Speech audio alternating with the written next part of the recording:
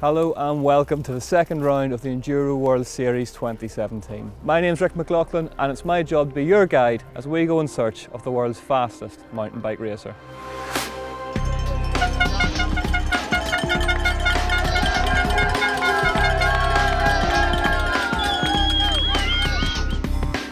And that's a search that got slightly more complicated after an action-packed round one in Rotorua, New Zealand, where there were definitely more questions than answers.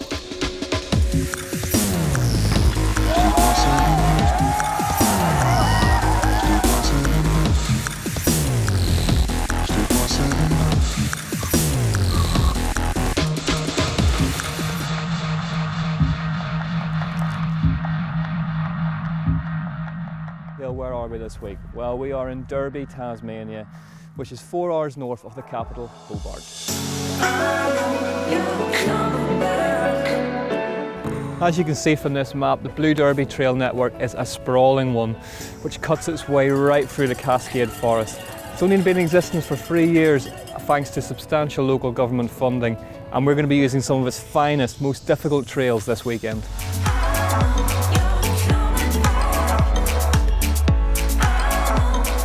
The time for talk is over and it's time to start the racing. This is the Shimano Enduro Tasmania and this is the second round of the Enduro World Series 2017.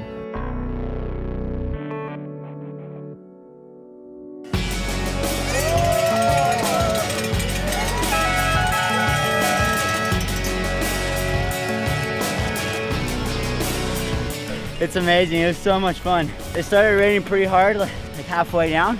I know, obviously want to do well, but I feel like me and Jared have got the weight of Australia on us a bit.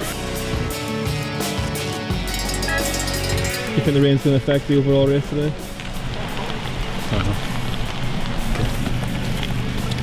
It's impossible to ride fast. It's hard.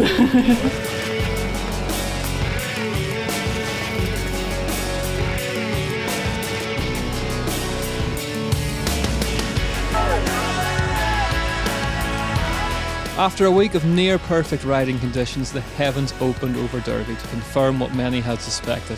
The second one-day race of 2017 was to be a waterlogged affair. Once again, those who started early in the order would make the most of the drier, faster going. In the women's race, Isabeau Courdurier was in a bullish mood. The French woman had been devastated by a DNF at round one and was clearly in Tasmania to do a job of work. She stormed home to win her first stage of 2017 ahead of Katie Winton.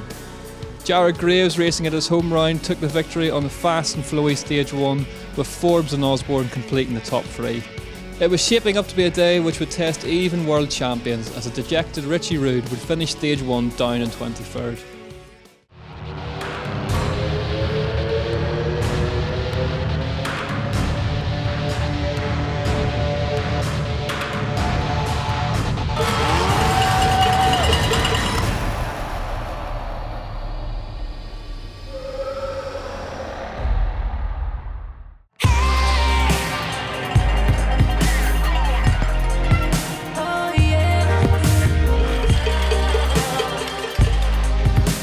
It's just exhausting.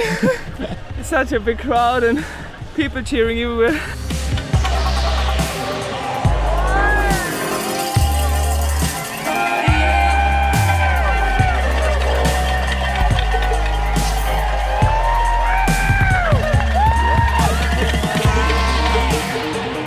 After I was so looking forward to race the stage, so I'm like so freaking stoked to be here. Something caught my front wheel of my bar and I just went over the bars. Luckily landed somewhere kind of soft, so it was alright, but then had a bit of a mechanical from that. Same thing as last time, like just so much slower than practice.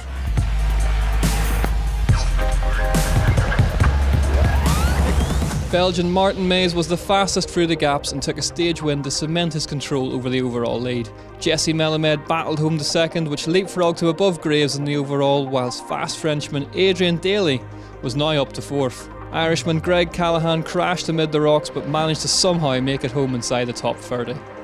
Isabeau marched on in the women's with another win to cement first place in the overall. The reigning world champion Cécile Ravenel was now almost at arm's length, some 15 seconds back, but could she keep her there?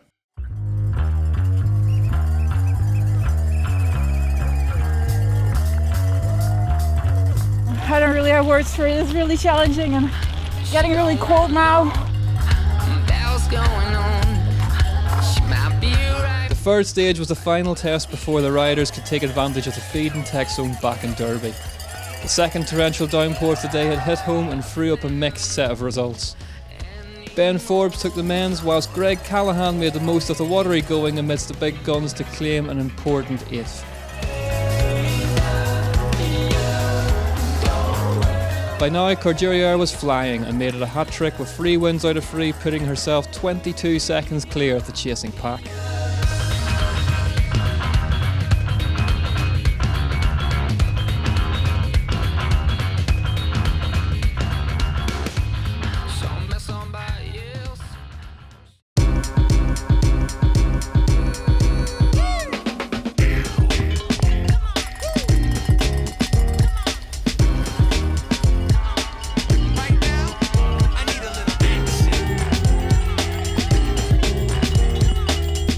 All the dirt between all the rocks was gone and you were just getting manhandled by all those rocks.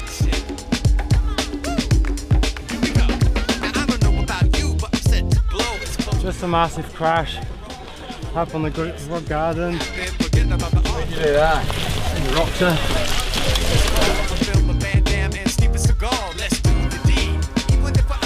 That fucking hurts so much.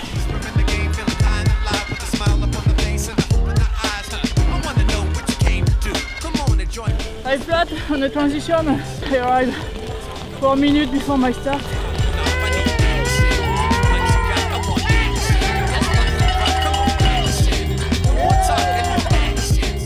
It was so wet that it was quite grippy, but you were just scared, but I had a pretty clean run.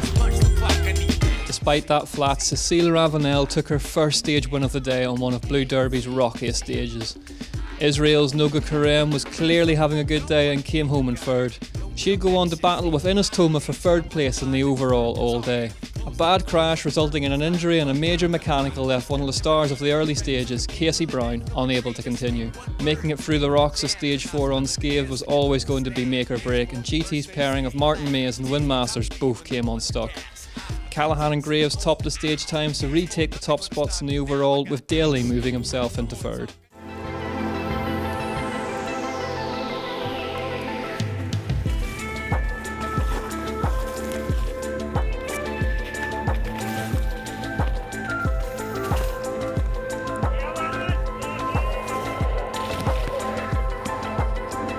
So it's slippery just in between the rocky section.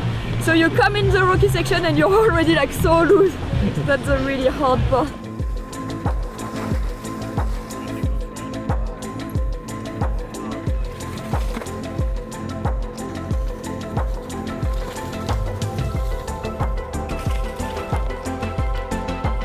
Stage 5 would also go Ravenel's way, but Corderia was boxing clever and protected her lead with a second place, only losing 2 seconds to Cecile. Caro Gehrig had her best stage of the day for third. Now inside the top 3, Adrian Daly was finding his speed and was beginning to claw back time to Callahan in the overall stakes. But this was Australia, and you can never count out the legendary pace of Sam Hill, especially when the conditions were this tricky. The flat pedal icon bagged his second stage win of the year on 5. Meanwhile, Richie Root had gathered himself together and was now up to 4th in the standings after a dismal morning.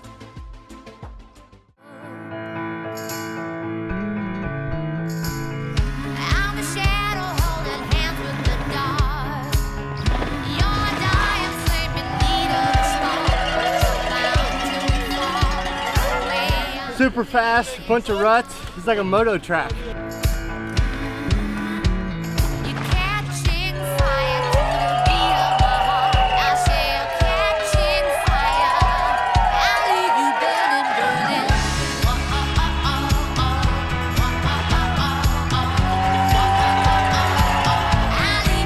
Yeah, it's a few mistakes, but trying to get better for the next round.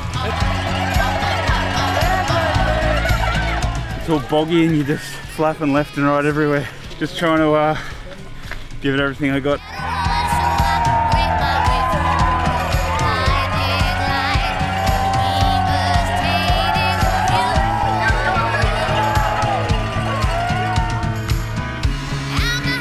Seven's real short, you're not going to win the race, but you'll certainly lose it there.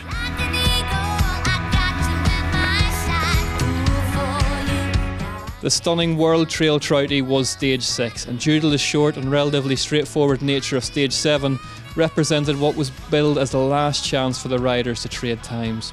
The battle between the leading French women was all but decided when Isabeau Courdurier took the win a second ahead of the reigning champ, and Carême grabbed yet another impressive third, but it wasn't going to be enough to catch a supremely consistent Ines Thoma in the overall.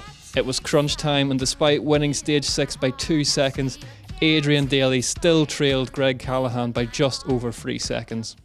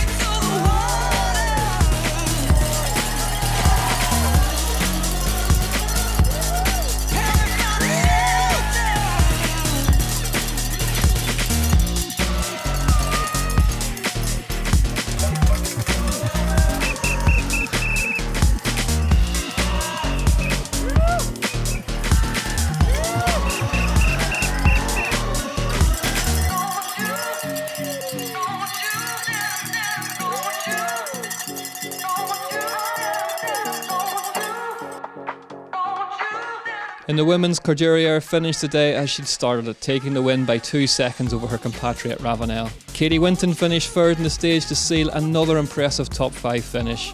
Noga Carême came home in a remarkable 4th, just behind third place Ines Thoma. Bex Barona claimed a scintillating 6th. Greg Callahan's words would come back to haunt him. He lost the front end in a turn on the relatively straightforward stage 7. That crash would cost him dearly, and handed 20-year-old Adrian Daly his first EWS win. Hill cemented third place in the overall with a stage win. It's true that you win championships on your bad days, and Richie Rude will be buoyed by his recovery to 4th in the overall.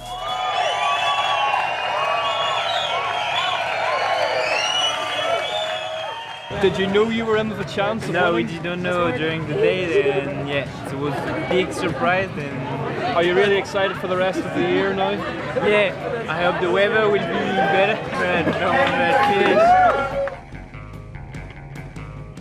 but Isabeau, first place today. You must be so happy. I am. I'm so happy. Did the rain help you today? No, actually not, because I come from south of France. Never rains where I live.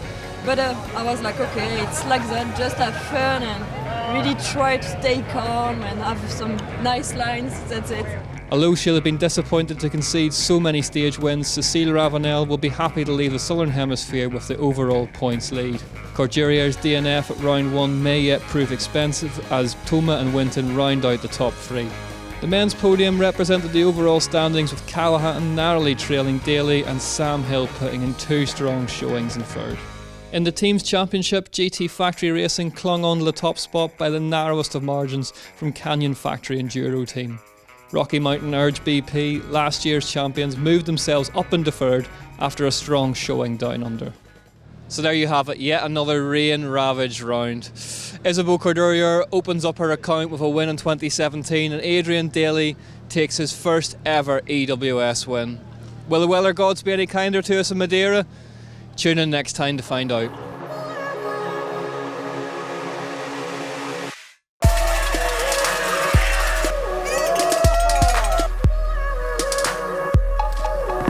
Feel like me and Jared have got the weight of Australia on us a bit.